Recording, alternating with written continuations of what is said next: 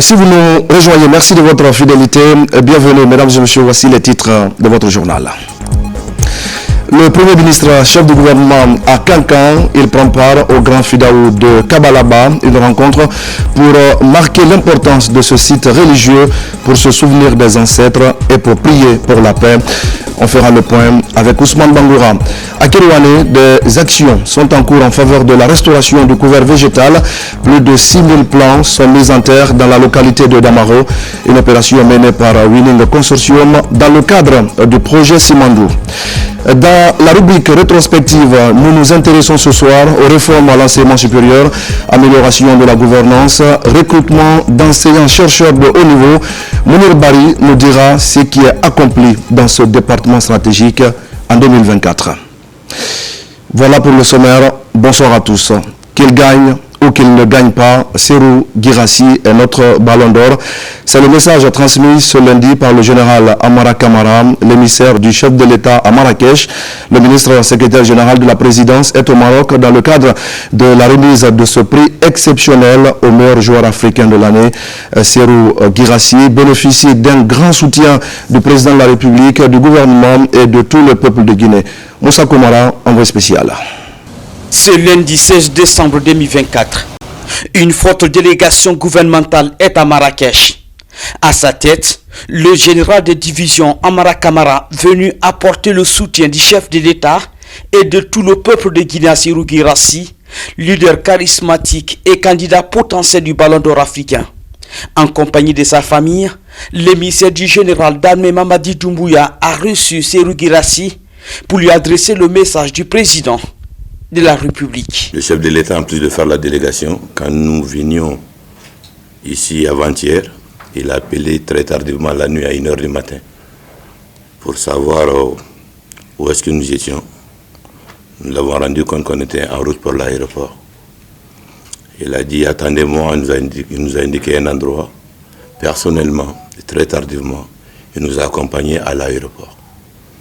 Nous faisons souvent des missions, mais c'est la seule fois que le chef de l'État a accompagné personnellement une délégation qu'il a dépêchée à l'aéroport. La ferveur Serou Girassi en Guinée, elle est très grande. Et on ne pouvait pas rester à côté de ça. Et c'est un concours de circonstances.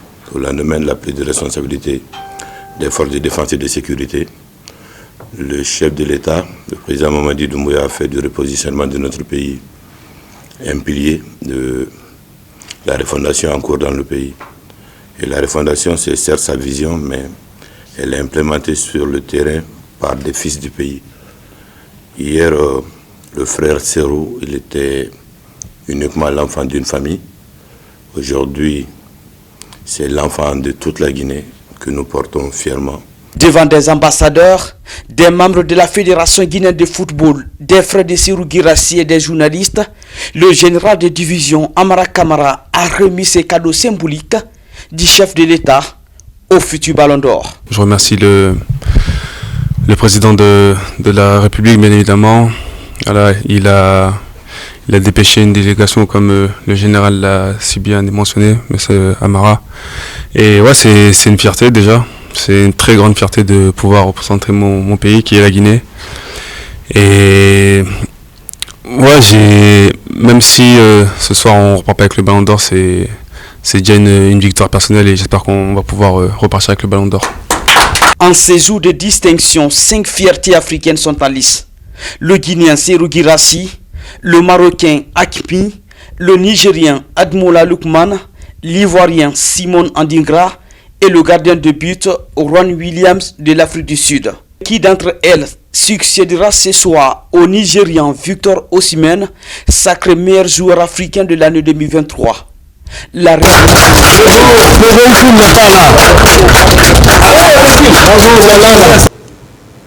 Et cette cérémonie de remise du Ballon d'Or africain vient de prendre fin au Maroc. Et c'est donc le Nigérian Ademola Lookman qui a remporté le trophée. Dans le reste de l'actualité, le Premier ministre chef du gouvernement vient de prendre part à la 9e édition du Fidaou annuel de Kabalaba, un site religieux situé à 22 km du centre de Kankan. Il est le premier territoire occupé par les Kabas et c'est donc un rendez-vous empreint de spiritualité qui est mis à profit par les fils et par les filles venus de partout pour prier et pour bénir la mémoire des ancêtres. Reportage Ousmane Bangoura. À 22 km de la ville de Kankan, nous voici sur la colline de Kabalaba, dans Soumankoui, commune rurale de Karfamouria. Un site islamique plein de légendes. Kabalaba est aussi ce curieux musée à ciel ouvert. Dans une muséographie immersive, on découvre également une ancienne mosquée construite vers 1671. Chaque année, une visite de recueillement devant les tombes des ancêtres est organisée pour entretenir la mémoire des différents fondateurs de Baté et leurs familles. À l'intention de tous les Guinéens, l'APK a organisé une semaine de prière et d'invocation de Dieu, ici même à Kabalaba, dans cette mosquée de Zaïeux, pour qu'il répande sa miséricorde sur le Baté, sur le Batéka et sur la Guinée tout entière.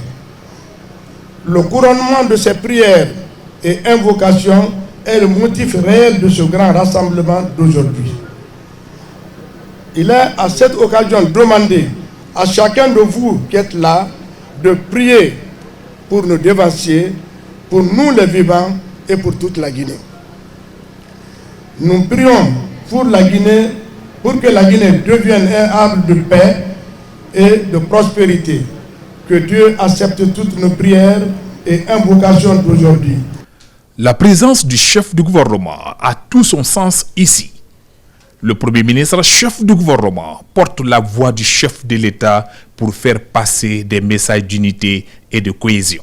C'est un grand plaisir pour moi d'être associé à la cérémonie du Fidaou de Kabalaba de 2024. C'est extrêmement important pour nous tous, surtout dans le contexte actuel où il y a moins de 2 semaines, notre pays était en deuil. Donc ce qu'on peut dire par rapport à cet acte de souvenir et de célébration des anciens, c'est de penser à ceux qui ne sont pas là.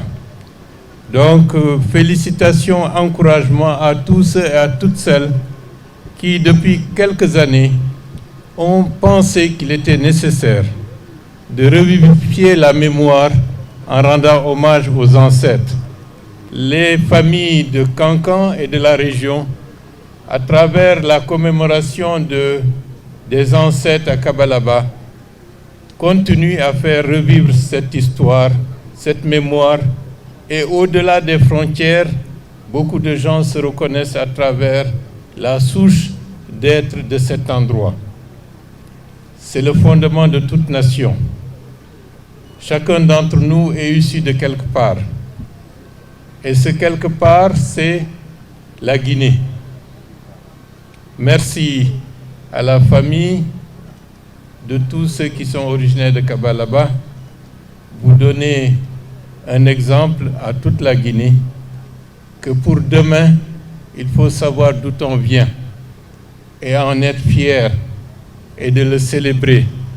C'est cela qui permet d'avoir des repères et de savoir ce qu'on veut et où on veut aller. Cette initiative fédératrice a réuni tous les imams de Baté autour du livre saint. Le pardon divin est imploré pour le bonheur du pays et ses fils. Pour cette 9e édition, plusieurs projets de développement communautaire sont planifiés par l'Association pour le développement de Kabalaba. Avantage, faire de ce site islamique un centre d'apprentissage et des principes religieux. Et puis vous le savez peut-être, la Guinée a un nouvel ambassadeur en Sierra Leone. Il bénéficie de la confiance du chef de l'État pour affermir davantage les relations de coopération avec ce pays frère.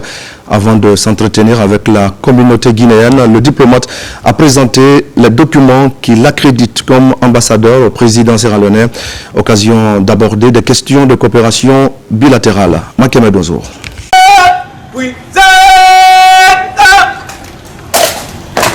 Le nouvel ambassadeur de Guinée est reçu avec tous les honneurs à la présidence sierra-léonaise.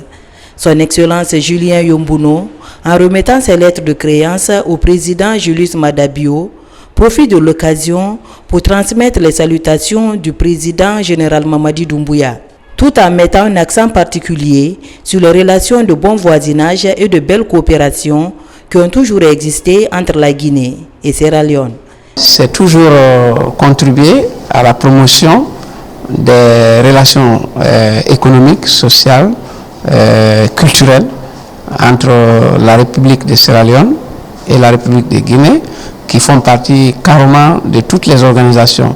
Tous les deux sont membres de Manu River Union, membres de la CEDEAO, membres de l'Union africaine et aussi ensemble aux Nations Unies. Donc la Sierra Leone et la Guinée, c'est beaucoup de choses en commun, et lorsqu'on regarde aussi les populations, nous partageons beaucoup de populations le long de la frontière. Nous sommes là pour assurer le renforcement des relations séculaires qui existent entre les deux pays.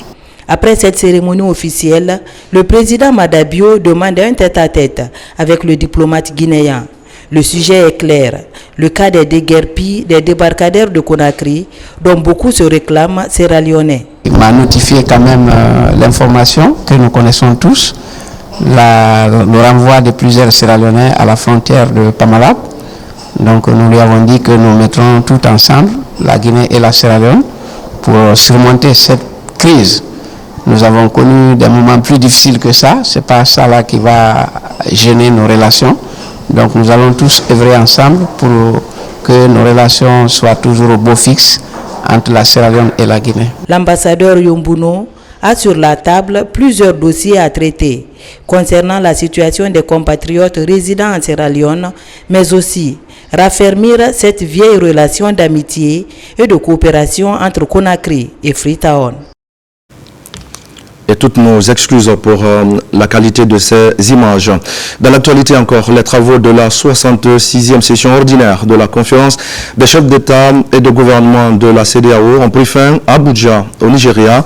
Les dirigeants de la sous-région ont réaffirmé leur volonté à poursuivre les actions de développement en faveur des communautés. Plusieurs autres sujets étaient à l'ordre du jour, notamment celui lié à la sécurité dans l'espace CEDEAO. Mohamed Touré est notre envoyé spécial. À Abuja, au Nigeria, les chefs d'État de l'organisation sous-régionale ont une nouvelle fois fait preuve de volonté pour garantir le développement et surtout la paix dans l'espace. Les membres de la conférence des chefs d'État et de gouvernement de la CEDEAO félicitent les efforts diplomatiques menés par son Excellence Bassirou Diomaye Diakhar Faye, président de la République du Sénégal, et son Excellence Faure Gnassingbé, président de la République togolaise, ainsi que les efforts diplomatiques déployés par le président de la conférence, son Excellence Bola Ahmed Tinubu, ainsi que les autres efforts déployés par les États membres de façon individuelle. Pour réussir ce pari, le président de la République fédérale du Nigeria et président de la conférence des chefs d'État a appelé à renforcer les valeurs démocratiques dans la sous-région ouest-africaine. La 66e session ordinaire de la CEDEAO qui s'achève aura permis aux chefs d'État de la sous-région ouest-africaine d'évoquer des difficultés financières auxquelles l'organisation est confrontée. Mais le Nigeria s'engage à y remédier en augmentant sa contribution. La Côte d'Ivoire fera également autant.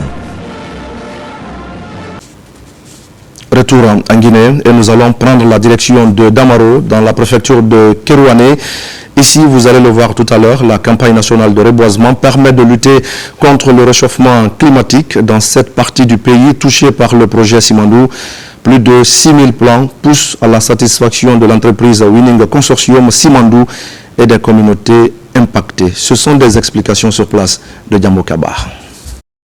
À Kérouané, la société Winning Consortium Simandou, bloc 1 et 2, s'inscrit progressivement dans la lutte contre le réchauffement climatique. Après la campagne de reboisement, les plants poussent de façon rassurante. À Damaro, Forêt Sédou, une visite est organisée pour constater l'évolution de ce projet écologique qui touche des carrières minières et sites communautaires. Une aubaine pour l'entreprise qui expose ses intentions envers les villages impactés. Dans notre plan de gestion de la biodiversité, nous avons l'intention de reboiser tous nos sites dégradés. Donc aujourd'hui, nous avons pu reboiser plus de 64 000 plants avec 14 hectares et avec différentes espèces végétales. C'est-à-dire que ces espèces sont locales. Travailler dans les mines, il faut dégager les arbres, il faut dégager les herbes, mais aussi quand c'est une priorité encore pour la même entreprise de donner la couverture végétale donc aux endroits déboisés, je crois que c'est une satisfaction.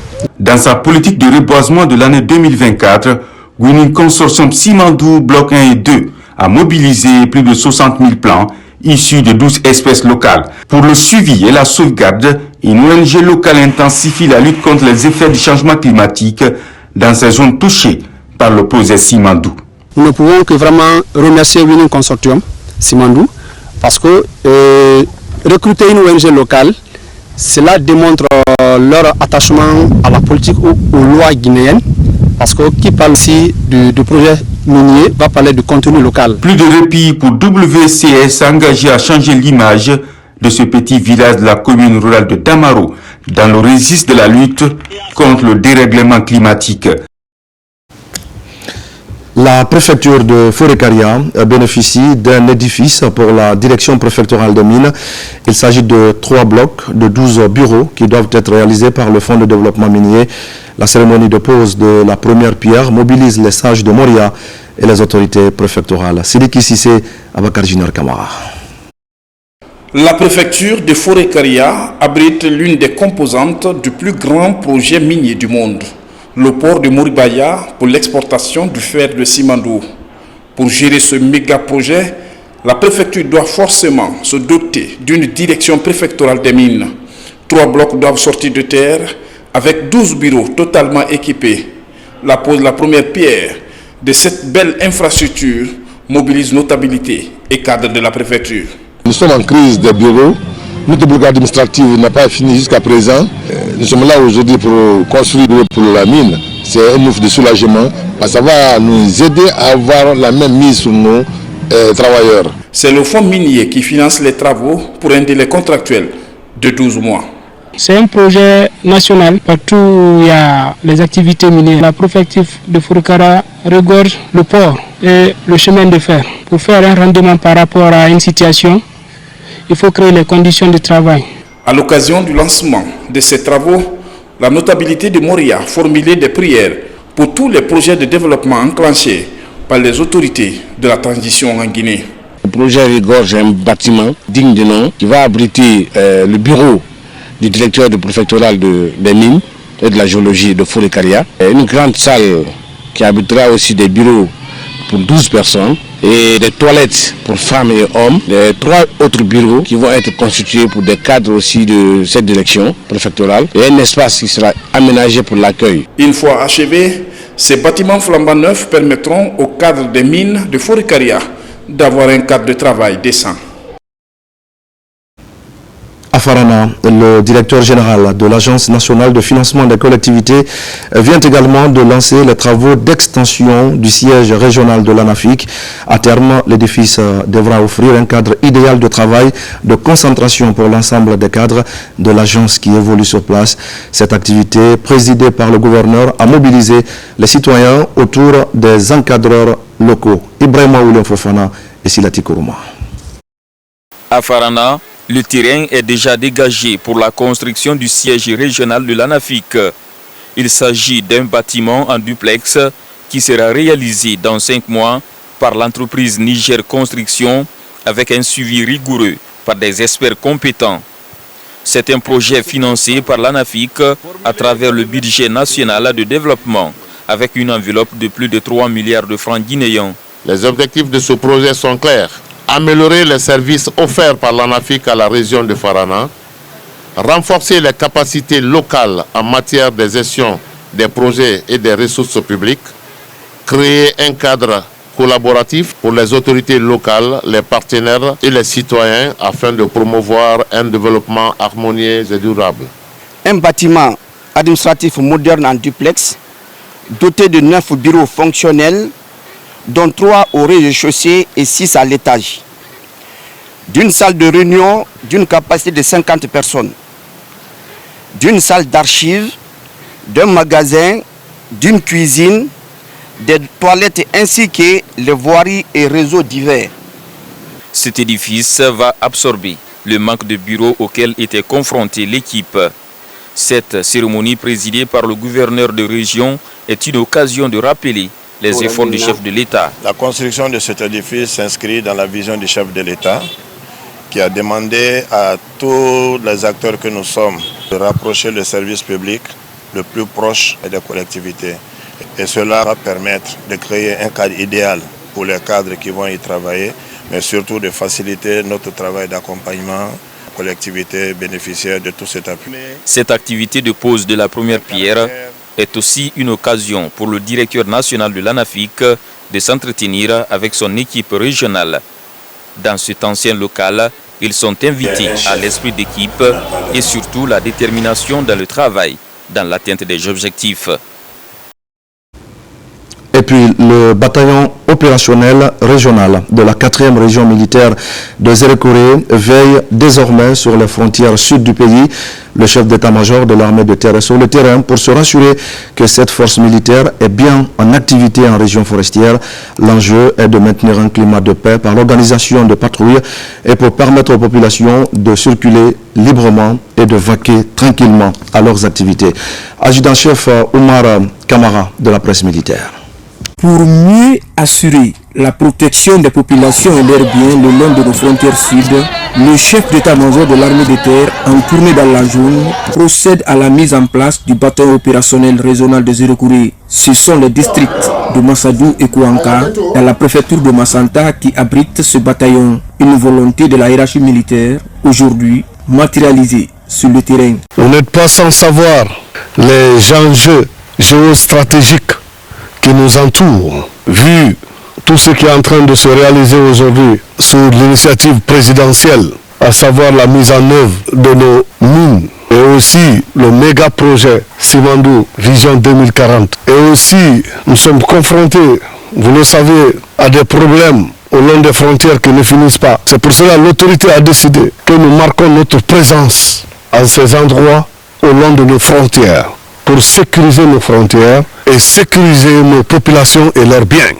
Cela ne peut pas se faire sans qu'on ne s'y rende sur le lieu, faire une occupation de zone, procéder à des patrouilles et vraiment marquer notre présence. Les populations de ces localités accueillent avec joie et enthousiasme la présence de ce bataillon opérationnel. Le chef d'état-major, dans son intervention, a mis l'accent sur la sécurité, la sécurité et surtout la discipline qui doit caractériser chaque militaire de cette unité. Vous êtes là pour les mettre en confiance. Vous avez besoin d'eux pour avoir les renseignements. Vous avez besoin d'eux pour qu'ils vous disent les différents coins de leur zone. Ils maîtrisent, ils connaissent cette zone mieux que vous. Le bataillon opérationnel de la 4e région militaire a été actionné dans ce cadre pour rassurer la population et non pour être un danger pour la population.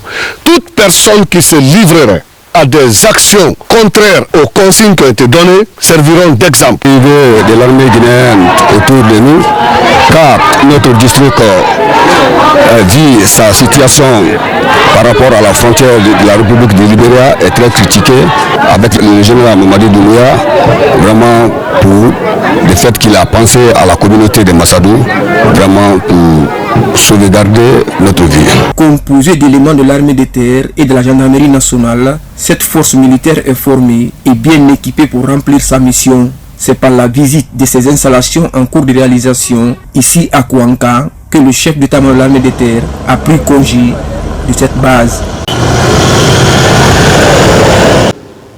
Dans le volet santé de ce journal, nous allons commencer à l'hôpital régional de Kindia où l'ONG Médecins sans frontières vient de mener des actions de formation et de remise de kits sanitaires.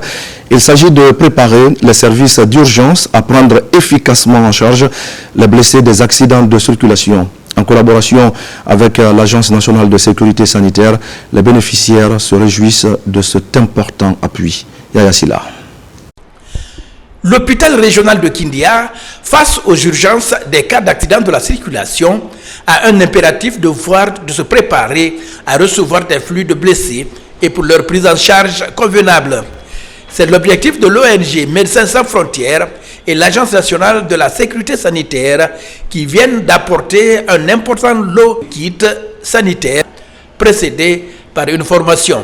Et c'est suite à une consultation avec les autorités du département de la santé, en l'occurrence l'Agence nationale de sécurité sanitaire, qui nous ont remonté la nécessité de la prise en charge d'un afflux de blessés à l'hôpital régional de Kindia. Au jour d'aujourd'hui, la nationale qu'on a créée Zéro Corée ne cesse de faire des victimes et est due à beaucoup de facteurs, mais nous nous sommes beaucoup appesantis sur la prise en charge de ces facteurs qui sont le renforcement des capacités des équipes d'urgence médico-chirurgicale de l'hôpital régional de Kindia. Les accidents de la circulation constituent un véritable problème de santé publique. Ils continuent sans relâche à endeuiller plusieurs familles. D'autant plus que Médecins sans frontières est connu dans ce sens. L'appui au personnel de santé sur tout le territoire national. Maintenant, dire qu'ils sont venus former notre personnel sur la prise en charge d'un afflux massif de blessés, cela nous soulage à plus d'un titre. Je pense qu'avec ces matériels, la prise en charge aussi des blessés sera aussi gratuite. Surtout les blessés d'un afflux massif, parce que ces dons seront utilisés pour eux. Le mois de décembre de chaque année marque une période de haute fréquence de cas d'accident de la circulation.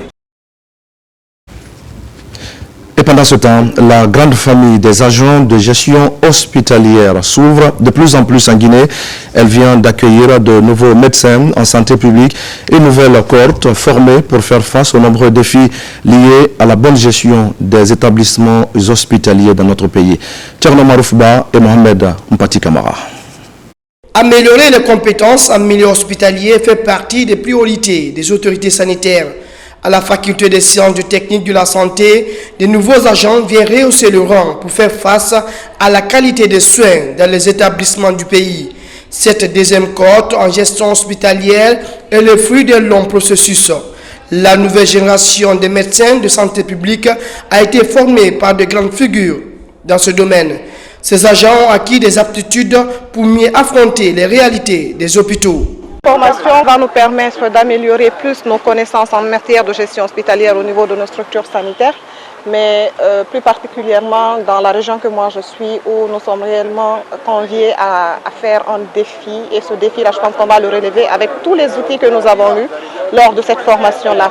Je voudrais associer le ministère de la Santé qui a permis la mobilisation et l'intéressement à cette formation dans un contexte où de plus en plus l'hôpital occupe une place importante dans notre système de santé.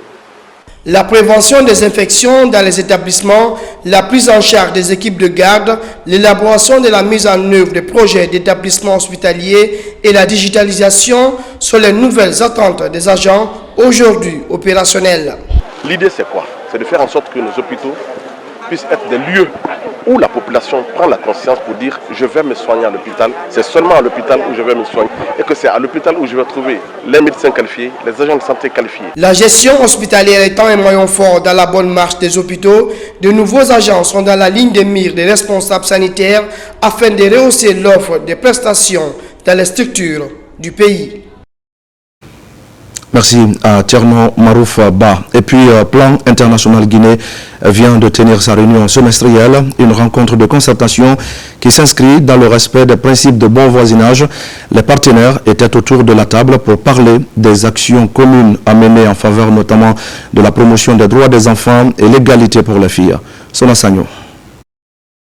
Pour faire progresser les droits des enfants, l'égalité des filles et évaluer le niveau de partenariat, Plan International Guinée a tenu une réunion semestrielle avec ses partenaires de mise en œuvre de ses projets et programmes en Guinée.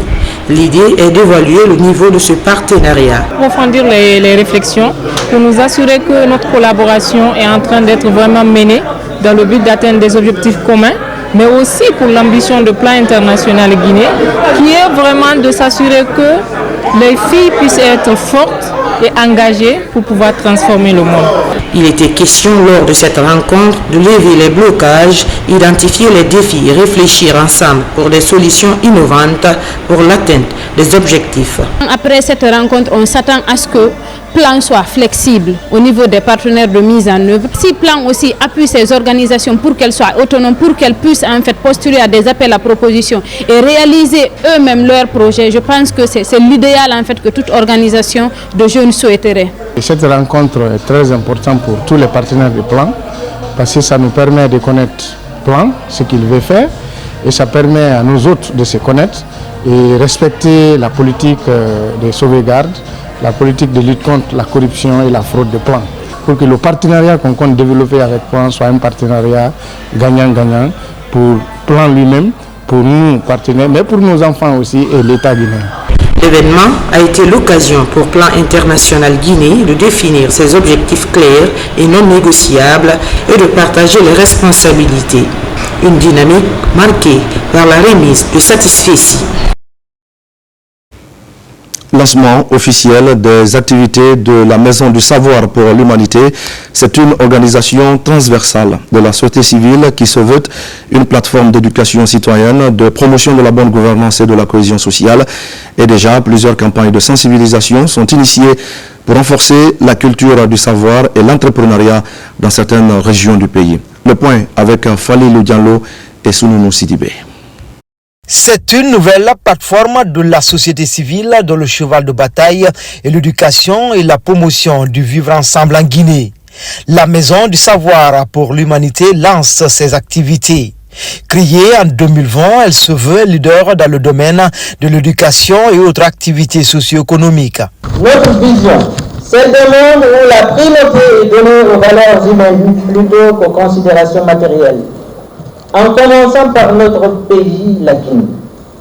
Nous œuvrons pour un avenir de conscience libre, où le choix des dirigeants se fonde sur leurs utilités idéologiques. Déjà, plusieurs projets et programmes ont été réalisés avec l'appui de certaines institutions et organisations non gouvernementales partenaires. La Maison du Savoir pour l'Humanité entend également contribuer à la création d'une nouvelle génération de citoyens soucieux du devenir de la Guinée. L'essentiel est que je prie Dieu en son nom, en tant que chef de l'État, parce que c'est lui qui a le plus gros souci de ce pays. Il est le chef, il est le père de la nation. En son nom, nous prions que les messages qui sont véhiculés ici, que les populations guinéennes l'entendent de bonne oreille, qu'on se donne la main. Je l'ai dit, les jeunes qui s'approprient de ça, vous êtes aujourd'hui jeunes de Guinée, le présent de ce pays, et vous êtes aussi son avenir. Pour une Guinée unie et solidaire, la Maison du Savoir pour l'Humanité compte créer une plateforme où le dialogue et le développement humain seront célébrés et accompagnés. Au même moment, à Mamou, les journalistes des médias publics et privés des régions de la Basse et la Moyenne Guinée renforcent leur capacité.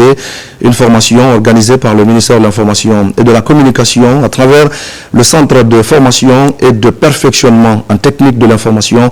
Les travaux ont porté sur plusieurs thématiques, dont la lutte contre les discours de haine, la désinformation ou encore l'incitation à la violence. Mamadou Paté Baldé est notre correspondant à Mamou. En Guinée, la lutte contre la désinformation, les discours haineux et d'incitation à la violence et leurs corollaires préoccupent le ministère de l'Information et de la Communication. Pour élever le défi, le Centre de formation et de perfectionnement en technique de l'information renforce à Mamou les capacités des 70 journalistes des secteurs publics et privés des régions de la Basse et de la Moyenne Guinée. Le ministère de l'Information et de la Communication à travers la Direction générale du Centre de formation et de perfectionnement a cru devoir opposer le renforcement des compétences des journalistes en technique justement de communication. Il s'agit de la prévention, la détection et les techniques de lutte contre les discours violents, les discours de haine et leurs corollaires justement de division qui entachent le vivre ensemble. Dans ce élan, le ministère de l'Information et de la Communication bénéficie de l'appui technique et financier du PNUD, de l'UNICEF et de l'ONU Droits de l'Homme. Nous allons dérouler avec le fact-checking, un thème qui est nouveau, mais c'est un principe qui nous amène à vérifier et rétablir la vérité sur nos antennes.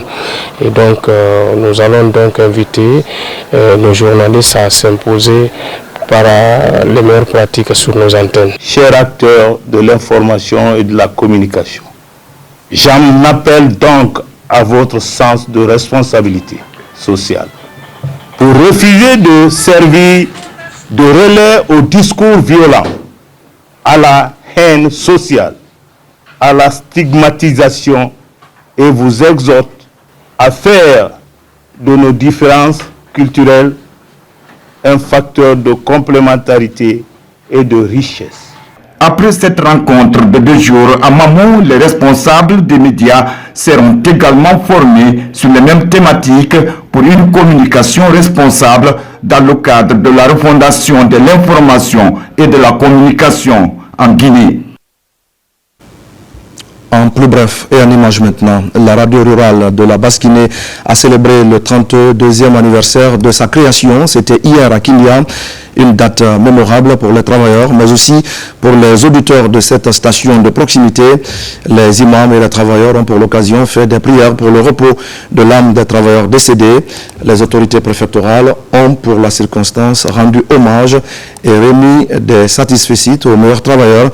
Nous allons revenir sur cet élément dans nos prochaines éditions d'information avec sur place Yaya Silla et Fana Labaya Kamara.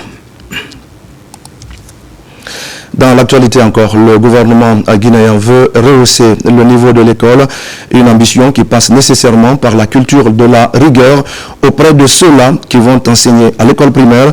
Le ministère de l'enseignement technique effectue en ce moment un suivi rapproché dans les écoles normales d'instituteurs. Le constat dans les préfectures de Kindia, Mamou, Pita et Kankan révèle la nécessité d'effectuer des investissements importants pour à la fois améliorer le cadre d'études et moderniser les pratiques de formation. Tierno Ousmane Diallo. Le ministère de l'enseignement technique, de la formation professionnelle et de l'emploi veut davantage qualifier la formation dans les écoles normales d'instituteurs. Dans ces écoles sont formés les futurs enseignants du primaire dont le rôle est crucial pour tout le système éducatif. À travers des missions de supervision, les cadres de la Direction nationale de la formation et du perfectionnement du personnel enseignant s'assurent de la qualité de l'enseignement dispensé. Chaque année, dans notre plan d'opération, nous inscrivons la mission de supervision et de coordination afin de veiller au fonctionnement de ces écoles. Ici, à l'ENI de Mamou, toutes les dispositions sont prises pour nous permettre de bien dispenser les cours et pour nous de bien travailler parce que le local est là, les éléments sont là pour nous permettre de bien travailler. À Kindia, Mamou, Pita ou encore à Kankan, les superviseurs échangent avec tous les acteurs et recueillent des données pour améliorer la formation dans les ENI. Nous, notre école a été partiellement rénovée. Le bloc administratif est entièrement rénové. Les salles de classe à 90% sont vraiment rénovées à notre grande satisfaction. Il y a une synergie d'action, chacun dans son palier joue pleinement son rôle. Et j'ai échangé vraiment avec les élèves, ils ont dit que les cours se déroulent correctement. Les difficultés, d'abord, c'est l'accès à l'informatique. La deuxième chose, c'est l'addiction d'eau. Ensuite, il y a eu rénovation partielle et elle n'a pas été totale. L'ENI donc est toujours confronté à ce problème d'infrastructure. À travers le pays, 10 ENI sont opérationnels pour la formation des enseignants du primaire. Leur redynamisation est plus que jamais au centre des préoccupations du gouvernement pour impacter toute l'école guinéenne. Rétrospective 2024 maintenant. Ce soir, je le disais au sommaire, nous allons braquer nos projecteurs sur le ministère de l'Enseignement supérieur, de la Recherche scientifique et de l'Innovation. Dans ce département stratégique, Alpha Bakar Bari et son équipe mettent l'accent, vous allez le voir, sur l'amélioration de la gouvernance, l'organisation et le renforcement de la recherche scientifique, des ambitions sous-tendues par des projets et programmes innovants, sans oublier le développement des infrastructures ou encore le retour de la Guinée au sein des instances internationales, entre autres acquis sur lesquels revient Mounir Bari. En 2024, le ministère de l'Enseignement supérieur, de la Recherche scientifique et de l'Innovation était sur plusieurs fronts. Tout était question de priorité pour ce département stratégique, des priorités liées à l'amélioration continue de la gouvernance au niveau de l'appareil administratif universitaire, notamment les segments de la recherche scientifique et de l'innovation, l'offre de formation, les infrastructures et équipements, sans oublier des efforts immenses pour que la Guinée signe son comeback dans les instances régionales et internationales. Parmi ces instances, le Conseil africain et malgache pour l'enseignement supérieur CAMES, le WASCAL, l'agence universitaire de la francophonie. Là-dessus, la Guinée abrite pour la toute première fois les travaux du 22e concours d'agrégation du CAMES avec 19 nouveaux maîtres de conférences agrégés. Ces enseignants-chercheurs guinéens et étrangers puissent, dans leur activité de tous les jours, encadrer des enseignants-chercheurs guinéens à passer en thèse. Alpha Bouakar Bari s'inscrit dans l'optique de l'exécution de la feuille de route assignée à son département par le Premier ministre chef du gouvernement. Sur le plan de la recherche scientifique et de l'innovation, on enregistre des avancées remarquables. Tout d'abord, la révision des programmes et textes réglementaires, la rénovation des programmes avec en ligne de mire la co-construction, le décloisonnement des diplômes. Nous avons 8 écoles doctorales en Guinée. Les 8 écoles doctorales doivent monter en puissance. Vous savez, le fameux programme des 5000 masters, 1000 PhD, l'essentiel peut être formé dans nos écoles doctorales. L'inscription de nos étudiants se passe désormais sur un seul guichet qui s'appelle Parcoursup. Les premiers partenariats se sont manifestés au niveau de l'Institut supérieur de technologie de Mamou. Je pense à l'unité d'assemblage du premier laptop Made in Guinée qui a été fait entre l'IST de Mamou et une entreprise chinoise. On note des résultats probants avec la réalisation de plusieurs infrastructures dans les 17 institutions d'enseignement supérieur et les centres de recherche du pays. La Cité des sciences et de l'innovation, ancien Cérescore, l'école civilo-militaire en cours de rénovation dans l'enceinte de l'université Gamala Ben Nasser de Conakry, la transformation de l'Institut de formation à distance en une université numérique par le biais de la coopération avec l'agence universitaire de la francophonie. Tous ces jalons posés visent à doter le pays de ressources humaines compétitives capables de contribuer au développement du pays. Avec l'autorité nationale d'assurance qualité, le ministère s'inscrit dans une nouvelle dynamique assurance qualité. Merci à Mounir Barry. Dans le reste de l'actualité, les filles et fils de Séguéré accompagnent les autorités dans la mise en œuvre des programmes de développement. La ville de Séguéré enregistre des progrès importants et son visage change positivement depuis l'avènement du CNRD au pouvoir en 2021. Et sur place, une série d'activités est donc initiée pour soutenir les œuvres de paix prônées par le chef de l'État, les actions menées par le mouvement Sigiri Benkama. Les détails avec Nabila Moussa Kamara, Fodé Bari et Jean-Jacques Faber. À Bafinda, les ressortissants de Sigiri sont accueillis dans le centre-ville en vue d'assister au lancement officiel du mouvement Sigiri Benkama. S'unir pour participer au développement de leur localité confrontée au manque d'infrastructures de base est l'ambition de cette structure mise en place. On s'est dit, il faut évoluer la main dans la main. C'est ensemble qu'on peut devenir fort. En venant, les filles et fils ne sont pas venus aussi les mains vides. On est venu avec 40 forages pour appuyer l'adduction d'eau de notre préfecture. Après cela, nous avons beaucoup de projets de développement que nous ambitionnons pour notre préfecture. Donc, nous allons voir là où le besoin se sent, on envoie ces forages dans ces sous-préfectures et dans ces différentes localités. Sur la place des Martyrs, tout le monde est mobilisé pour assister à la prestation de Adjouane, un artiste malien très aimé par la population de Sigiri. Appeler les filles et fils de la localité à l'entente pour préserver les acquis du CNRD est l'une des priorités des autorités et du mouvement Sigiri Benkama. Merci pour tous ces appuis à nos efforts qui contribuent assurément à dessiner le visage de Sigiri, de nos rêves et de nos ambitions.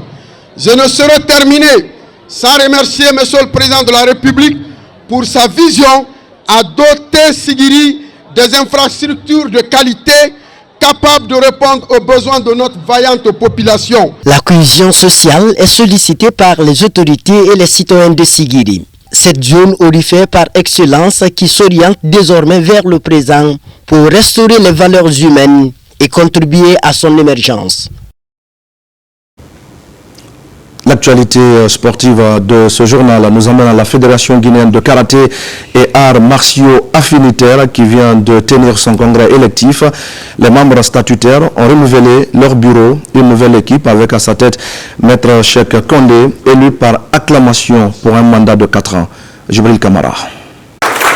Pour la 3e fois consécutive, les membres statutaires de la Fédération guinéenne de karaté et arts martiaux affinitaires renouvellent leur confiance à Maître Cheikh Kondé et son équipe.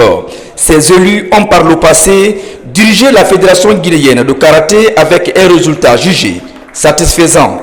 Dans la mesure où les efforts abattus ont été reconnus par les membres statutaires, ça me donne un réconfort avec mon équipe. Les défis pendant ces 4 années prochaines sont, entre autres, l'engrangement des médailles au niveau international et l'insertion ou la promotion de nos cadres au niveau international, surtout la promotion, la vulgarisation et le développement à la base de notre discipline sportive. Toutes mes félicitations à l'équipe qui vient d'être élue, qui vient de bénéficier de la confiance du Congrès. Les 16 délégués venus des 8 ligues ont passé au peigne fin le rapport des activités de la Fédération durant les 4 dernières années écoulées. Durant les 4 dernières années, nous avons organisé des compétitions régulières, des championnats nationaux dans différentes catégories d'âge, de niveau. Nous avons développé et renforcé des ligues spécialisées dans les 8 régions administratives du pays. Nous avons fait la mise en place des comités dans les villes de Sigiri et Kissidougou. Nous félicitons le nouveau bureau élu. Je crois que les congressistes ont compris qu'il faut continuer dans cette bonne direction. On souhaite que ce qui a été déjà fait se fera encore davantage. Le nouveau bureau exécutif de la Fédération guinéenne de karaté et arts martiaux affinitaires est composé de 20 membres, dont 6 femmes. Ces membres ont la charge de diriger les destinées de cette fédération pour les 4 prochaines années. Ils ont l'obligation d'organiser les compétitions nationales et représenter la Guinée à l'international. Et voilà, mesdames et messieurs, c'est la fin de ce journal. Merci à tous de l'avoir suivi. Je vous retrouve demain pour d'autres actualités de la Guinée. La Guinée est notre paradis, terre de richesse et d'innovation. En attendant, je vous souhaite à tous de passer une belle soirée en compagnie de nos programmes.